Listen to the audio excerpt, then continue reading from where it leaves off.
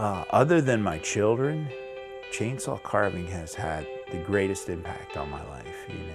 It's taken me places that I never thought I'd go, do things I never thought I would do, and I don't think I've ever felt at peace this way in my life, you know. It feels so right, you know, for me, you know. I just feel like this is what I should have been doing the whole time. I'm Don Masuda from Hopewell Junction. I've been carving with wood approximately 4 years. I guess it's like riding a dirt bike. They say it's a combination of motocross, you know. You feel like you're flying, but you're standing right there, you know. And the wood chips are all over you, you know.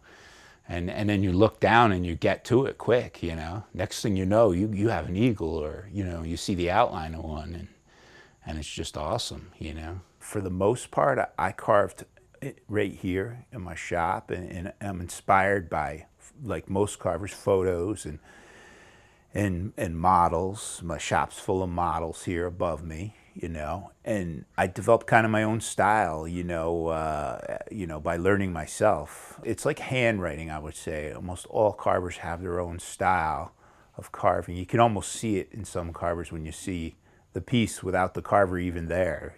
You could tell it's theirs. And you change. Art is about, I guess the definition of art is growing, so you kind of change your handwriting as you go, or your carving skills. So sometimes the only thing you can see is your mistakes. And you can put your piece out there and somebody can just fall in love with it and want it right away, you know?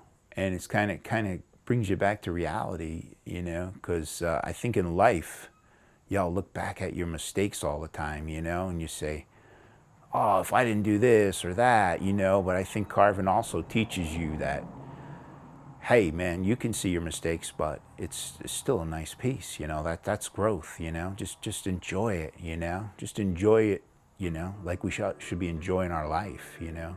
When my mom first got sick with cancer, my mother is very religious, and I made a clinging cross. It was in the carving magazine, and I took the pattern and made a clinging cross and fit her hand in it so she could pray. And I made her 2 of them. I made her one out of butternut, which is this one, and one out of black walnut, which is dark.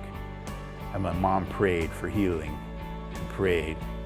And when my mother was passing away, drawing her last breaths, I leaned over to her and I said, hey, Mom. I said, Mom, talk to me through my carvings. And ever since my mother passed away, my carvings are amped up. I would say that anyone can do it.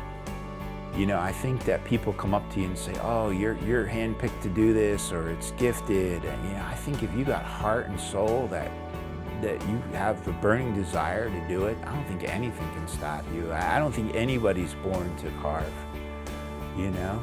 And I just think it's what's inside you, the story you want to tell. Like, I can just do a piece and feel like I said what I wanted to say, you know.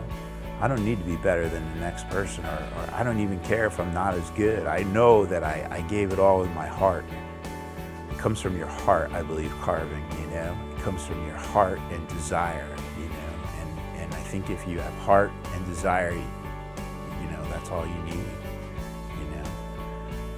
I have plenty of that.